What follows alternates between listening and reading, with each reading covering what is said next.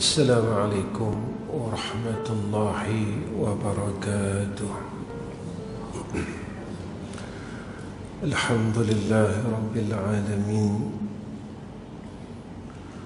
والعاقبة للمتقين، والهادي إلى صراط مستقيم. أشهد أن لا إله إلا الله وحده لا شريك له، وأشهد أن محمدا عبده ورسوله. اللهم صل على سيدنا محمد وعلى آله وصحبه وسلم. اللهم لك الحمد وإليك المشتكى وأنت المستعان، ولا حول ولا قوة إلا بالله العلي العظيم. وقال رسول الله صلى الله عليه وآله وسلم: ألا أخبركم بمن يحرم على النار وبمن تحرم النار عليه؟ على كل حي لين قريب سهل. رواه الترمذي.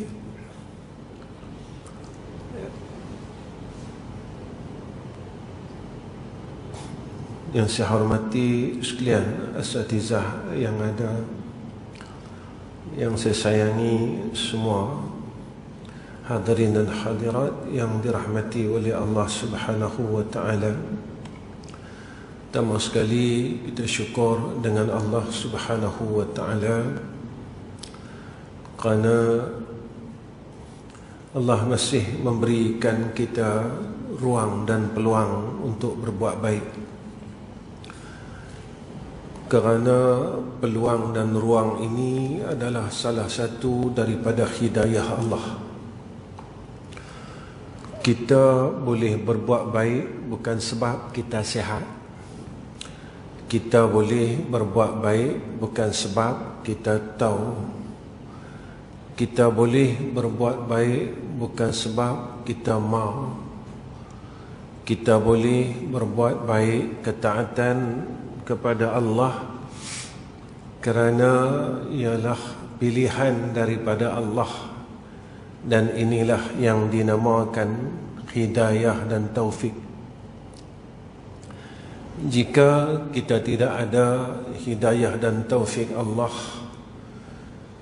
kita takkan ada kekuatan dan kemudahan untuk melakukan amal saleh dan meninggalkan segala kejahatan dan kemaksiatan. Sebab itu kita kadang-kadang terlupa yang kita perlukan Allah dalam setiap masa. Kita kadang-kadang terlupa yang kita tak boleh berpisah dengan Allah dalam setiap saat. Kita kadang-kadang terlupa yang kita perlukan Allah dalam semua perkara. Ini yang Nabi ajar kita, yang Allah ajar kita. La haula wa la quwwata illa billahil aliyyil azim. Cuma kadang-kadang kita perlukan Allah dalam perkara-perkara yang tertentu. Masa kita sakit, baru kita cari dia. Masa kita ada masalah, baru kita cari dia. Masa kita susah, tak tahu jalan keluar daripada masalah kita, baru cari dia. Kita silap. Kita melakukan kesilapan yang besar dalam hidup kita sebenarnya. Sebab itu Hari ini saya nak nasihatkan diri saya berkenaan dengan satu hadis riwayat daripada Tirmizi, yang Nabi bagi tahu dekat kita. Nabi kata, mau tak aku ceritakan kepada kamu tentang siapakah yang diharamkan ke atas neraka, dan siapakah orang yang neraka haram ke atas dia. Neraka tak mau dia, dan dia diharamkan daripada masuk neraka, dan neraka pun tak mau dia. Hebat orang ni. Dalam dunia ni, dalam hidup ni, Allah bagi kita pilihan. Inna hadainahu sabila imma syakiran wa imma kafura. Allah bagi kita akal, Allah datangkan Nabi, Allah datangkan ulama, Allah bagi kita ilmu. Sama ada kita nak duduk dalam jalan baik atau kita nak duduk jalan hak tak baik. Dalam dunia ni Allah bagi kita pilih. Sampai sana kita tak boleh pilih, kita kena ikut pilihan dia. Apa pilihan yang Allah bagi ya? Jika kita ikut jalan hak tak elok, pilihan dia neraka. Kalau dalam hidup ni kita ambil jalan yang elok, pilihan yang ada kat sana syurga. Jadi kita kena jadi orang bijak. Kita, Allah bagi akal, jangan kita gunakan akal kita ni semata-mata untuk fikir pasal hidup ni saja, rugi. Sebab hidup kita ni ada had masa. Ada orang hidup dia 20 tahun, 30 tahun, 40 tahun, 50 tahun, 60 tahun. Tapi ada sampai masa dia Allah mai ambil balik. Saya dan tuan-tuan percaya hidup di alam yang Nabi sebut dinamakan alam akhirat ni, dia tak ada had masa. Khalidina fiha abada. Jadi hidup yang ada masa ini adalah satu modal yang besar yang Allah beri kepada kita. Allah bagi kita modal ni supaya apa? Supaya kita boleh melakukan perniagaan dengan Allah, tijaratan lan tabura. Apa yang kita buat ini adalah satu perniagaan kita dengan Allah. Kalau kerja, jadikan dia perniagaan dengan Allah. Kalau kita jalankan hidup sebagai seorang manusia, jadikan satu perniagaan dengan Allah. Apapun dalam kita berkeluarga, dalam kita bersahabat, jadikan satu perniagaan dengan Allah. Yang Allah kata pada kita, lan tabura, satu perkara yang tidak ada sia-sia langsung. Tetapi kalau kita ini ikut nafsu kita yang tak pernah puas, yang Nabi ajar kita tentang 4 doa. Pertama, Nabi kata, aku berlindung dengan Allah daripada ilmu yang tidak memberi manfaat. Ilmu ni ada dekat kita, tapi kita tak boleh jadi orang baik. Maka ulama kata, macam kita duk himpun kayu api, pi hutan, cari kayu api, cari banyak-banyak, kemudian nak balik tak mampu nak bawa. Dan ilmu ini akan didakwa oleh Allah. Allah akan tanya, hang tahu banyak benda, pasal apa hang tak buat? Sebab besok di akhirat, antara perkara yang akan ditanya oleh Allah adalah ilmu kita. Hang tahu banyak ah. Yang tu tahu, yang ni tahu, yang ni tahu, pasal apa hang tak buat? Kedua, Nabi minta perlindungan Allah daripada hati yang tidak khusyuk dengan Allah. Kalau bahasa kita mudah bagi faham, hati yang tak pernah seronok dengan Allah. Bila duduk saja dengan Allah tak seronok. Bila bercakap saja tentang Allah tak seronok. Bila kita berkisahkan tentang Allah tak seronok. Tapi bila kita sebut saja tentang selain Allah, kita berminat. Cerita pasal duit, pukul 3 pagi larat lagi tuan-tuan. Tapi kalau cerita pasal Allah 3 pagi tak boleh lah. Jangan kata 3 pagi, setengah jam rasa kita nak mampu lah. Tak larat lah. Semua dia mai. Rasa tak suka, rasa bosan, rasa cemui, semua rasa duduk dalam kita ni. Hati kita tak pernah khusyuk. Kemudian Nabi minta lindung apa dia? Nafsu yang tidak pernah kenyang, Nabi kata. Tak pernah puas dengan hidup ni. Saya percaya dan tuan-tuan percaya, hidup ni ada sampai masa kita balik. Tapi kita tak pernah puas buat kerja dunia ni. Kita rasa puas dengan akhirat. Dengan dunia ni tak pernah. Kita rasa tak kenyang. Nabi sebut tu yashba. Tak pernah kenyang, makna tak pernah puas. Tapi kalau dengan akhirat kita rasa puas. Cukuplah sembahyang sunat 2 rakaat pada kata. Baca Quran takat 10 ayat pada kata dah. Tapi duit dalam hidup tak pernah puas. Sampailah duk cari duit lagi. Tapi kita percaya duit ni tak bawa balik. Melainkan duit harta yang kita sedekahkan pada jalan Allah, yang tu saja bawa. Tapi kita kena tanya, berapa banyak yang kita dah bagi pada Allah? Kita kata, saya cari duit ni, kata ada ibadat. Berapa banyak yang kita dah buat ibadat dengan duit kita? Berapa banyak yang kita dah buat perkara selain daripada ibadat dengan duit kita? Yang ni besok Allah tanya. Antara hadis yang sahih yang disebut oleh Nabi, tidak akan bergeser 2 kaki anak Adam selepas dia ni selesai pertanyaan 4 pertanyaan: umur, harta, sihat dan ilmu. Allah tanya kat kita, berapa banyak anda bagi dengan Allah Ta'ala?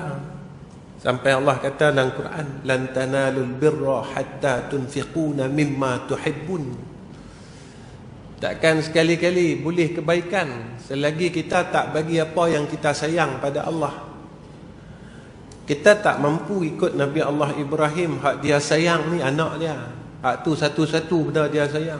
Bertahun duk tunggu boleh anak. Allah uji Nabi Allah Ibrahim dengan perkara yang Nabi Ibrahim cukup sayang. Hang boleh tak bagi pada Allah? Nabi Ibrahim bagi.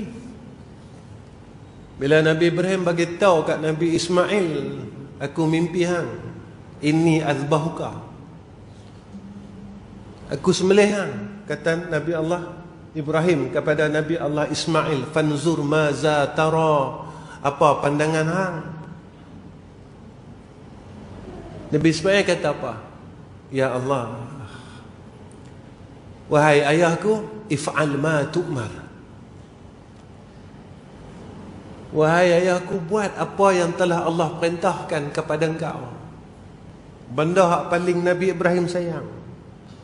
Allah sebut dalam Quran, kita takkan dapat benda baik dalam hidup kita, tak boleh jadi orang baik dalam hidup kita selagi kita tak mampu kita bagi Allah benda yang paling kita sayang. Kita tengok contoh Nabi Ibrahim cukup tuan-tuan. Bila Nabi Allah Ibrahim boleh buktikan cintanya kepada Allah, sampailah Nabi Allah Ibrahim, kita ingat, pi Mekah, maqam Ibrahim, pi Mekah, Khidir Ismail pi Mekah, Ma'uz Zamzam. Dalam selawat tahiyat akhir dipanggil selawat Ibrahim. Kita besok lepas kita tak ada, orang nak ingat kita apa? Orang nak ingat kita apa? Orang tak boleh ingat kita. Orang tak boleh nak tolong kita sebab orang tak ingat. Bila tak ingat, dia nak doakan kita apa? Orang tak ingat kat kita, nak doa apa? Jadi kita doa harap, doa khatib tiap-tiap minggu. Allahumma fil muslimin wal muslimat wal mu'minin wal mu'minat al ahya'i minhum wal amwat. Yang tu kita doa harap. Tuan-tuan, siapakah orang yang Nabi kata dia diharamkan daripada neraka? Satu, Nabi kata hayyin. Hayyin ni siapa? Iaitu orang yang ada sifat ketenangan. Tuan-tuan, tenang ni sifat orang mukmin sebenarnya.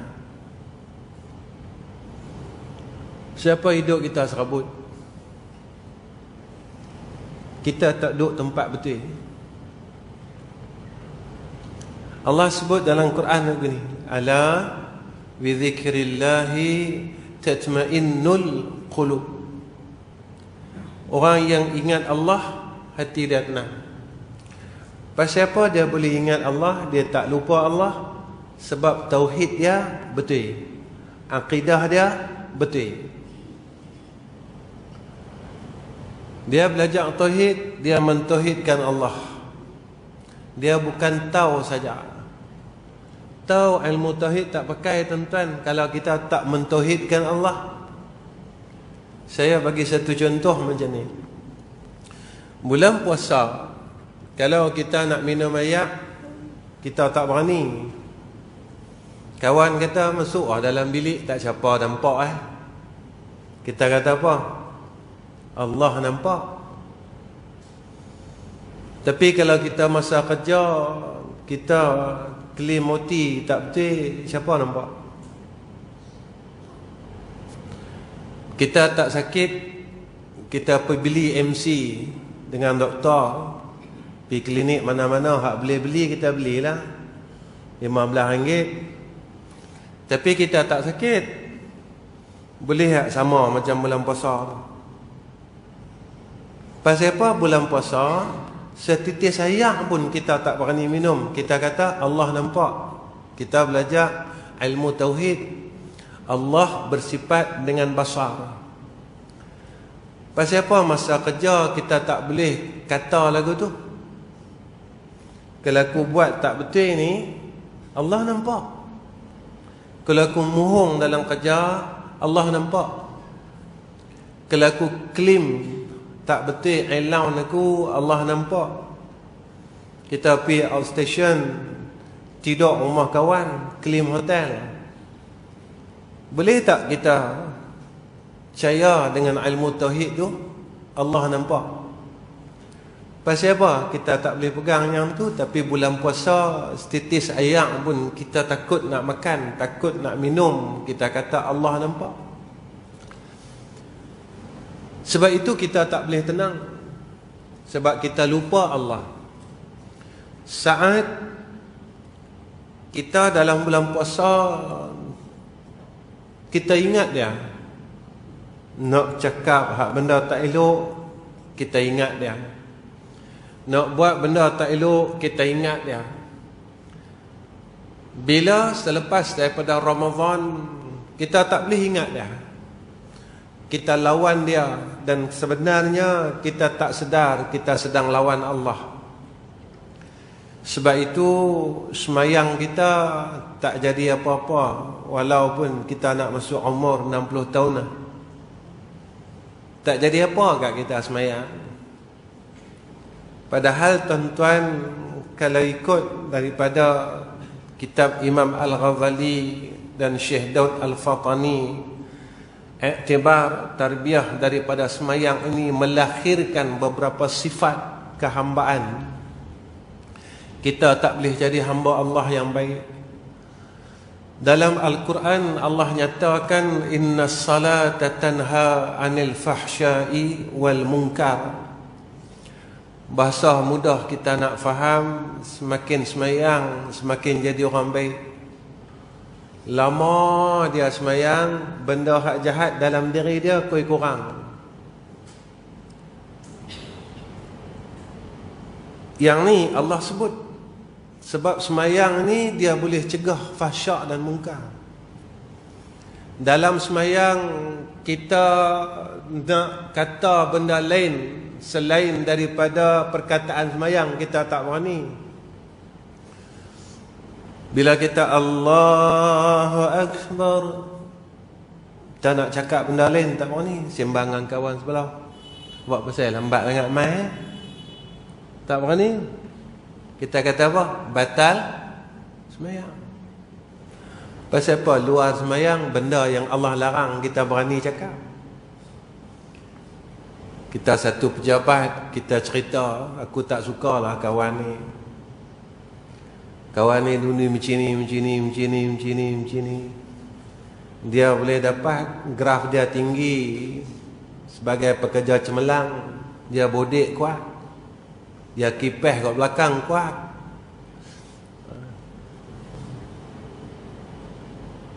Pasal apa? Dalam semayang kita tak berani. Kalau aku kata macam ni, aku buat macam ni, maka semayang aku batal.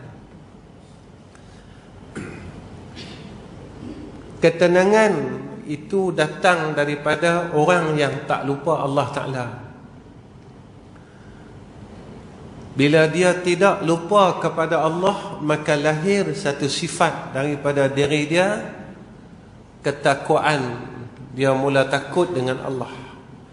Bila dia dah mula takut dengan Allah, maka mai anugerah orang yang bertakwa yang disebut dalam Quran. Mana dia? Saya selalu baca ayat ni di dalam kuliah ya. Sebab saya suka ayat ni. Ayat 1000 dinar. Orang duk kata ayat 1000 dinar, 1000 dinar. Kita baca ya. Kalau nak kata rezeki luas, baca ayat 1000 dinar, tapi mengumpat tak berhenti, tak luas bang. Kalau kerja muhung lagi, bacalah ayat 1000 dinar. Sehari 1000 kali, dia tak luas rezeki. Sebab apa yang kita baca dan apa yang kita buat, dia ikhtilaf, tak sama. Apa dia? Allah sebut, وَمَنْ يَتَّقِ اللَّهَ يَجْعَلْ لَهُ مَخْرَجًا وَيَرْزُقْهُ مِنْ حَيْثُ لَا يَحْتَسِبُ وَمَنْ يَتَّقِ اللَّهَ. Siapa yang takutkan Allah, mulut dia takut Allah, mata dia takut Allah, mata dia tak tengok benda yang Allah tak bagi. Kita mata kita dok tengok orang tu salah apa, orang tu salah apa. Pasal apa tak tengok sini? Aku salah apa hari ni? Malam tadi aku sembahyang tahajud dah. Umur aku dah nak pencin dah ni. Sembahyang tahajud pun aku gagal. Aku nak masuk syurga mana? Baca Quran pun aku gagal lagi. Aku nak masuk syurga mana? Sedekah pun aku kedekut lagi. Aku nak masuk syurga mana? Kita percaya besok kalau kita mati, kita tak bawa apa-apa pun kita tak bawa. Kita akan bawa amal soleh saja. Tapi kita tak ada amal soleh. Bukan tak ada langsung, ada. Tapi kalau kita amal soleh yang kita duk buat ni, kita nak masuk syurga Allah, tak rasa tak boleh. Tak boleh tuan-tuan. Tara-tara kita ni. Jadi orang yang bertakwa ni, kalau ikut ulama dia tafsir takwa ni, tuan-tuan, kita jadi takut. Dalam kitab tasawuf disebut apa? Takwa pada umumnya tinggal benda jahat, buat benda baik. Yang ni pun kita tak lepas. Tinggal benda jahat, tu hak wajib orang kata. Baik. Saya hak wajib semua saya buat. Saya buat benda wajib, sembahyang, puasa, haji buatlah. Tinggal tak benda jahat? Hak wajib. Apa dia hak wajib? Kata kat orang ni wajib tinggal, mengumpat ni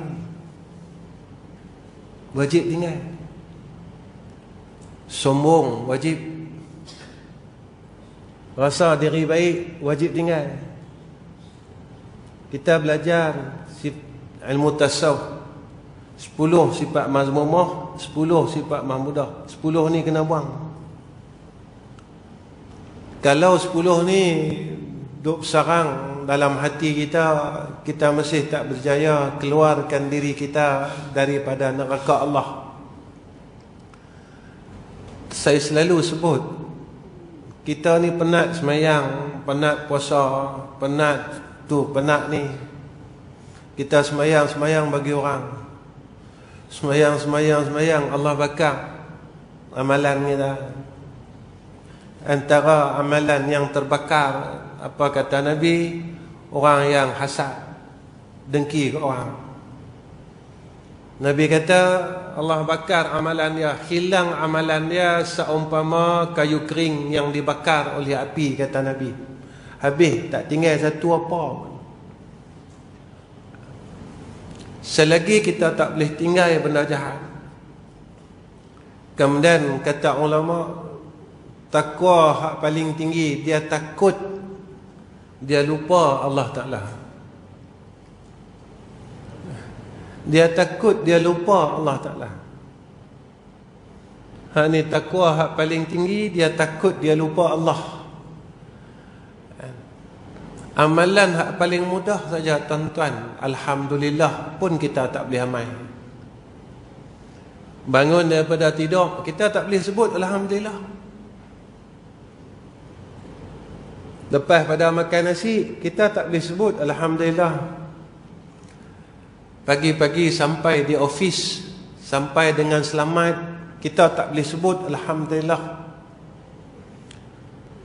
Tuan-tuan, bukan sebab kereta kita baru, kereta kita tak boleh rosak.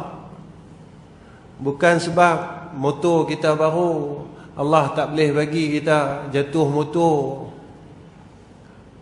kita tak boleh beretuh dengan kereta. Kita boleh mai sampai pejabat pagi tadi selamat, tak aksiden, tak apa. Kita lupa hak bagi selamat tu dia.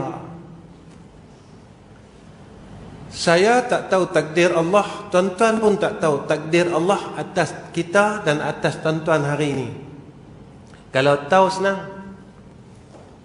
Kita tahu pukul 3 petang pagi kita nak balik, takdirnya kita aksiden mati. Tuan-tuan nak balik ikut jalan tu. Persoalan yang saya nak tanya, tuan-tuan tahu tak takdir tuan-tuan? Tak tahu. Bila tak tahu, kenapa kita tinggalkan dia? Kenapa kita lupakan dia? Kenapa kita selalu tak peduli kat dia? Siapa dia tu? Allah. Saya ada kunci kereta, minyak penuh jalan, tak baca pun bismillah. Nabi ajar kat kita, bismillah majriha wa mursaha inna rabbal ghafurur rahim. Tak baca tuan-tuan, benda paling mudah. Sampai Nabi kata tiap-tiap pekerjaan yang tidak dimulaikan dengan nama Allah tak berkat. Benda hak simple saja kita tak mampu buat. Benda hak mudah saja dalam hidup ni kita gagal untuk tunjukkan diri kita sebagai hamba Allah. Bila kita bertakwa, apa yang Allah janji kepada kita, makhraja. Makhraja ni tuan-tuan, Allah bagi kita jalan keluar. Bukan kita tak ada masalah, ada. Nabi pun ada masalah. Tapi hati Nabi tak gelisah, tak serabut. Allah kurniakan pada Nabi ketenangan kerana Nabi kata, akulah yang paling takut di kalangan kamu. Nabi kata. Sebab itu satu hari ketika Nabi semayang malam sampai bengkak kaki dia, Aisyah tanya, saya kalau mengajar tengah hari ini saya jadi kelang kabut sikit, suka tengok jam. Saya pergi telajak, tuan-tuan nak susah. Korang, saya pergi tuan-tuan kata korang pula. Lagi kalau saya nak telajak ni, tolong ingat bagi nah. Ustaz, kami nak kerja. Abang tu. Dah saya telajak, takut saya telajak. Nah, saya dah lama tak mengajar tengah hari ni. Banyak tahun dah, belas-belas tahun dah. Dulu awal tahun 90, 89, 90, awal tahun 2000 dulu saya mengajar kat tengah hari. Sekarang umur nak masuk liang ah. Sekarang malas nak mengajar dah tengah hari, mengajar malam ah. Ketika kita bertakwa kepada Allah, saat itu Allah bagi kepada kita makhraja, jalan keluar. Masalah tidak jadi masalah atas orang yang bertakwa. Kenapa? Karena dia percaya masalah itu tak lekat kat dia. Ni yang fa inna ma'al usri yusra. Dia percaya. Dia bukan tahu saja, tapi dia percaya. Kedua, orang yang Allah haramkan daripada neraka, dan neraka pun tak mau dia. Layyin. Ada dalam hati dia sikap, sifat lemah lembut. Nabi sebut dalam satu hadis, Nabi kata tidak akan beroleh kebaikan pada orang yang tidak ada dalam hati dia sifat layyin ini, tuan-tuan. Sifat lemah lembut ni lagu mana? Nabi ni seorang yang paling lemah lembut. Terbit lemah lembut ni daripada kasih sayang yang tinggi. Baru ada sifat ummati, tuan-tuan. Kalau tak ada sifat kasih sayang yang tinggi, dia tak ada ummati. Dia tak ada sifat hablum minan nas yang tinggi. Sebut saja ummati adalah hablum minan nas.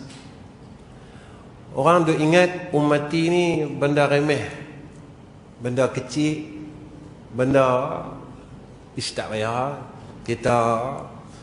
Kita pulun semayang lah. Pulun semayang, pulun puasa Muharram, pulun puasa Zulhijjah.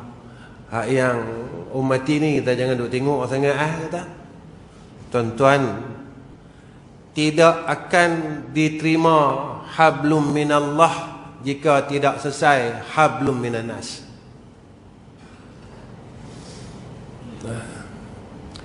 Tidak akan diterima hablum minallah, semayang, puasa ni semua, jika tak selesai hablum minanas. Saya bagi contoh ini.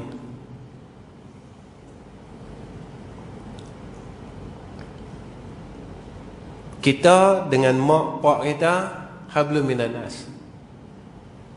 Amalan orang yang anak yang derhaka ini tak diterima oleh Allah. Amalan seorang isteri yang derhaka dengan suami tak diterima oleh Allah. Mana tangguh dulu, mana hold dulu.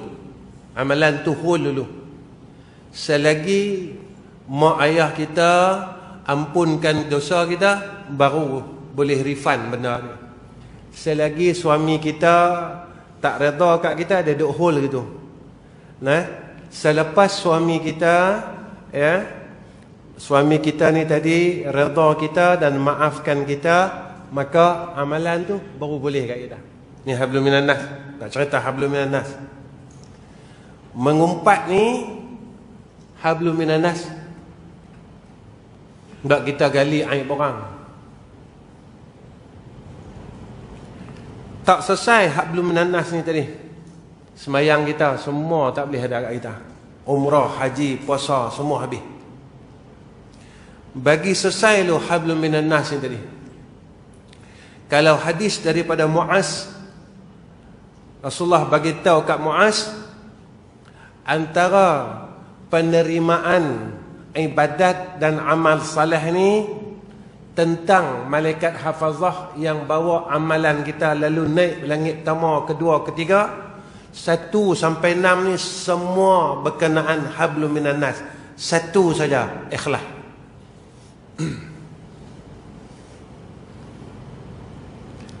Yang gagal tuan-tuan hablum minan nas. Ketika berlakunya hijrah, hadis yang pertama sekali Nabi bagi tahu 3 hablum minan nas, 1 hablum minallah. Mana 3 hablum minan nas? Bagi salam, hubungkan silaturahim, bagi makan. Hak keempat sembahyang malam. Bagi salam. 2, hubung silaturahim. Saya nak tanya dari saya, tuan-tuan tanya dari tuan-tuan. Dalam hidup saya, hidup tuan-tuan, ada tak hubungan yang telah kita putuskan? Jika ada, hubung balik. Jika tak berhubung, maka Allah putuskan hubungan dengan kita.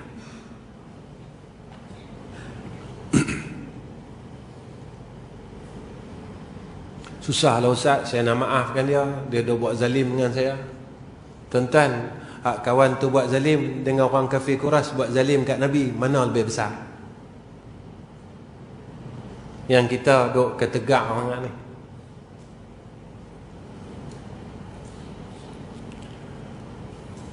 Depa rampas tanah saya. Tuan-tuan, Nabi asal Mekah. Nabi ni asal Mekah, ada tanah situ, ada rumah situ. Orang kafir Mekah hambat Nabi. Nabi tak dendam pun. Masa Futuhul Makkiyah, Nabi kata aku maafkan semua orang. Kita ni besar mana zalim orang atas kita. Darah kita pernah keluar tak tuan-tuan? Kerana pertahankan Islam. Orang zalim kita ni sampai tara tu kah? Orang zalim kita ni sampai isteri kita meninggal kah? Tuan-tuan, isteri Nabi Siti Khadijah meninggal ni kerana terlalu lapar. Dia sakit. Sakit tu sebab dia lapar. Orang kafir tak mau jual barang-barang, dia boikot orang Islam waktu tu. Kita nak kata apa? Yang kita tak mau maafkan orang lain, kita tak mau hubungkan silaturahim. Hebat mana kita ni? Tu yang saya kata sombong yang kita tidak sedar. Kita sombong dengan apa yang ada pada diri kita. Dan jangan terlupa perkara ni tuan-tuan.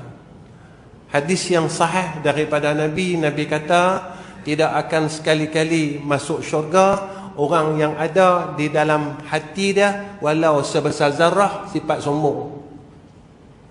Zarrah ni besar mana? Sebutir pasir yang dipecah pada 1000. Ni kata ulama.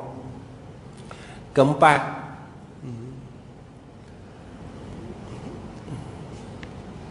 Nabi kata orang ni diharamkan masuk neraka dan neraka haram untuk dia, iaitu orang yang ada sifat qarib, mudah nak dekat orang ni. Kalau kita duduk dengan dia, selamat. Dan Nabi sebut dalam hadis, antara sifat orang mukmin bila duduk dengan dia, selamat. Kata kita selamat, agama kita selamat, maruah kita selamat. Kalau ada kawan macam tu, tuan-tuan, kawan ni hebat, jangan lepaskan dia. Sebab dia di antara yang ada sifat neraka tak mau kat dia. Tapi kalau selama kita hidup ni, kawan kita duduk dengan dia, duduk cerita pasal orang lah. Khul dulu. Kawan yang ada kat kita duk cerita pasal dunia tak habis-habis. Satu je saya nak tanya, tuan-tuan, mulut kita ni tak penat ke cerita benda sama? Cerita pasal dunia, cerita pasal duit, cerita pasal orang. Tak penat ke tuan-tuan? Dan saya nak masuk 60 lah. Tak penat ya? 10 tahun dulu pun cerita yang tu juga. 20 tahun dulu pun cerita yang tu juga. Tak penat ke tuan-tuan? Pasal apa kita tak boleh guna mulut kita baca Quran? Hari ni berapa muka surat kita baca Quran? Berapa ayat kita baca Quran? Kita bangun tidur saja, ambil telefon, kita tengok grup WhatsApp kita. Kita baca kalam makhluk ini. Kita dahulukan membaca kalam makhluk daripada kalam Allah. Tak boleh ke bangun-bangun daripada tidur, kita baca kalam Tuhan dulu? Mana kalam Tuhan? Quran. Kita dulukan makhluk daripada Khalik. Tapi bila kita tak ada duit, kita tahu minta dengan dia. Bila sakit, kita tahu minta dengan dia. Pasal apa tak minta dengan orang yang kita grup duk banyak? Kita tahu dan kita mengakui orang di keliling kita tak boleh bantu kita. Yang boleh bantu kita Allah Ta'ala. Tahu saja, tak mau tuan-tuan. Kita kena percaya sungguh-sungguh. Ada sifat orang duk dengan kita selamat, aman. Cari kawan macam tu. Betul ulama kata kalau nak cari kawan bila dia duk dengan kita, dia cerita pasal Allah. Kita ni lama lah. Kita ni duk telajak lama dah. Kita pekat-pekat lah. Kita duk mula hidup kita balik dengan Quran, baca selawat. Ni masuk bulan Maulid ni. Baca selawat. Saya selalu cakap dengan kawan, saya benda kalau saya tak buat, saya tak mau ceramah dah. Saya tak cakap. Kami kalau masuk bulan Maulid, saya, anak, isteri, menantu, cucu hak besar-besar, adik-beradik, ipar, anak menakan. 2 bulan Maulid ni kami akan habiskan selawat. Ada angka-angka yang saya bagi. Nanti bila mereka dah habis, mereka mesej saya, abang, ayah, kakak dah habis dah, banyak ni. Orang rumah saya macam tu juga. Bertahun dah kami buat. Kita kalau tak mampu nak berselawat setiap hari, setahun sekali kita himpun bagi banyak terus, tu pun Nabi dah suka kat kita. Bukan mai bulan Maulid kita makan-makan jamu, lepas tu tak ada apa. Kita tak mampu ikut Nabi lagi. Nabi kata sayang orang, jangan duk benci dengan orang. Kalau bergaduh tu baiklah semula. Nabi kata kalau ada mak tolong tengok. Kalau kerja jangan mohong. Ni saya nak ingat lagi sekali ni, jangan duk tipu MC dah. Kalau kerja 25 tahun, duk tipu 25 tahun, agak-agak mampu tak kita masuk neraka sebab MC saja. Kita duk beli MC ni tuan-tuan. Tuan-tuan yang saya nak abang aku ni, tak ada agak sikit rasa takut dengan Allah bila kita buat benda-benda macam tu? Tak ada agak rasa sikit dalam hati, aku takutkan Allah, nanti Allah azab aku, nanti Allah seksa aku, nanti Allah masukkan aku dalam nerakanya sebab apa yang aku buat ketika saat aku bertugas puluhan tahun.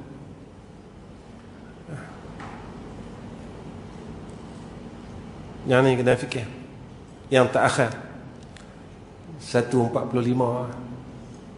Yang terakhir, siapa dia? Orang yang diharamkan daripada neraka dan neraka pun tak mau dia, iaitu Sahlin.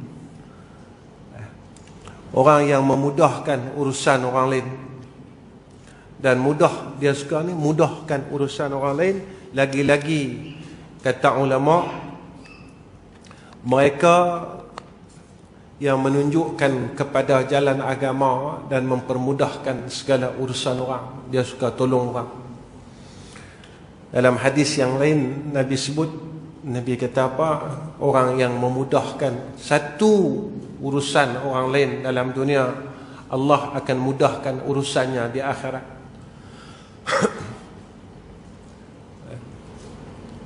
Jadi tuan-tuan, kesempatan yang saya dapat bersama dengan tuan-tuan ini, saya rasa cukup lah. 4 perkara ni kalau kita boleh beramal agar neraka tak mau kita. Saya ulang. Pertama, orang yang ada ketenangan dalam hati dia. Kedua, orang yang adanya sifat lemah lembut dalam jiwa dia, ruh dia. Ketiga, orang yang mudah kita hampir dan semua makhluk ini tadi yang ada di keliling dia menerima dia. Kalau dalam hadis yang lain, tanda orang yang Allah sayang, tanda dia diterima di muka bumi ni, kata Nabi. Dia pergi mana pun orang terima dia. Dan ini sunnah yang orang tak mampu nak buat. Nabi pergi mana pun orang sayang Nabi.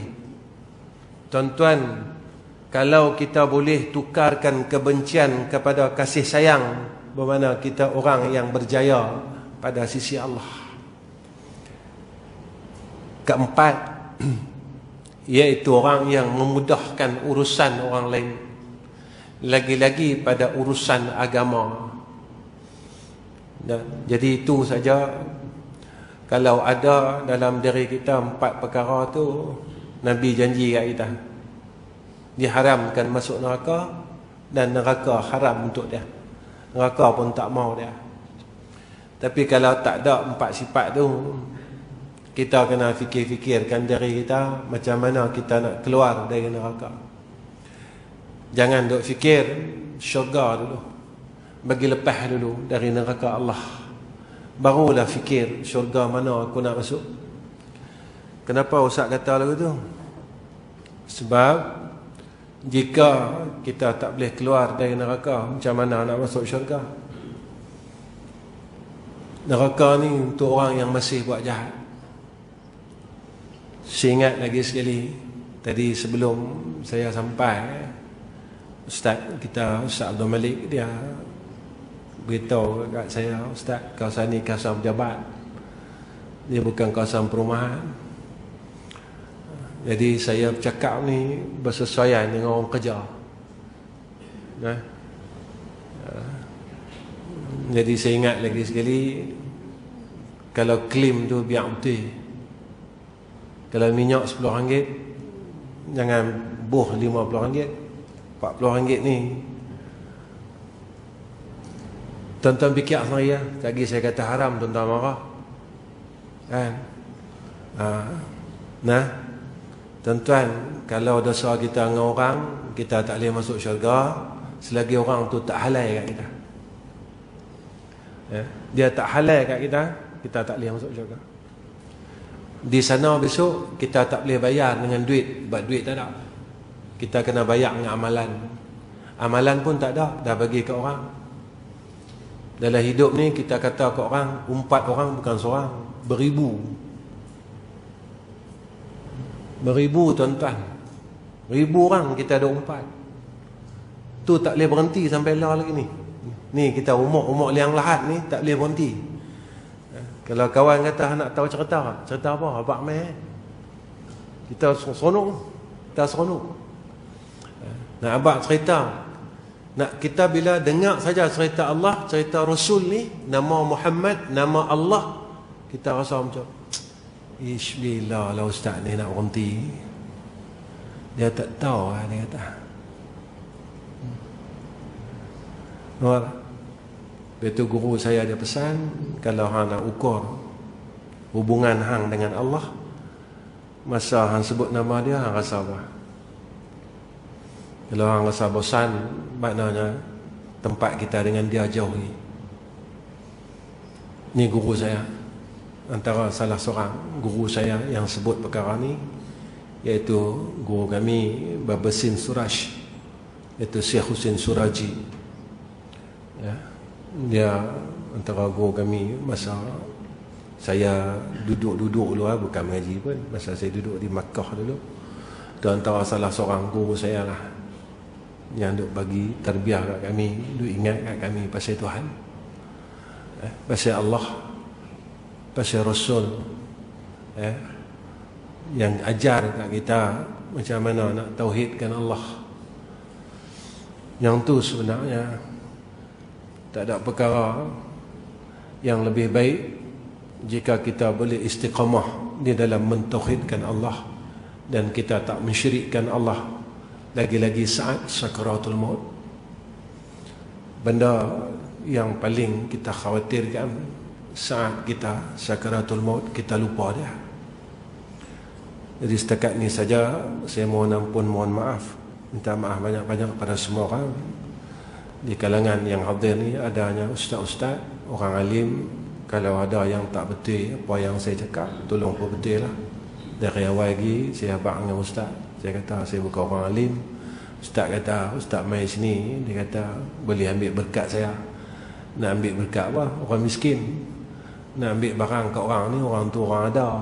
Macam saya tak ada benda apa. Orang miskin tak boleh nak ambil barang orang ni, tentang orang tu mesti kaya.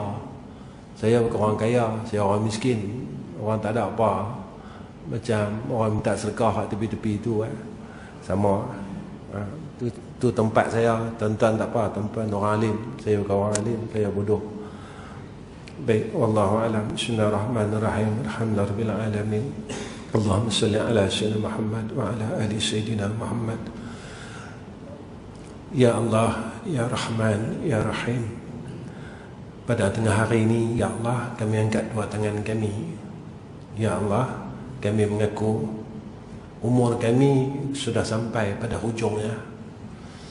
Kami rasa tubuh kami, badan kami rasa tidak kuat. Kami dah mula rasa lemah, ya Allah. Pandangan kami mula rasa kabur. Pendengaran kami mula rasa kurang. Badan kami mula tidak berapa sihat. Dan kami tahu itu adalah tanda yang kami akan sampai masanya tidak lama untuk menemui Engkau, ya Allah. Itulah tanda kasih sayang Engkau atas kami, kerana Engkau memberikan tandanya terdahulu sebelum Engkau ambil kami, ya Arhamar Rahimin.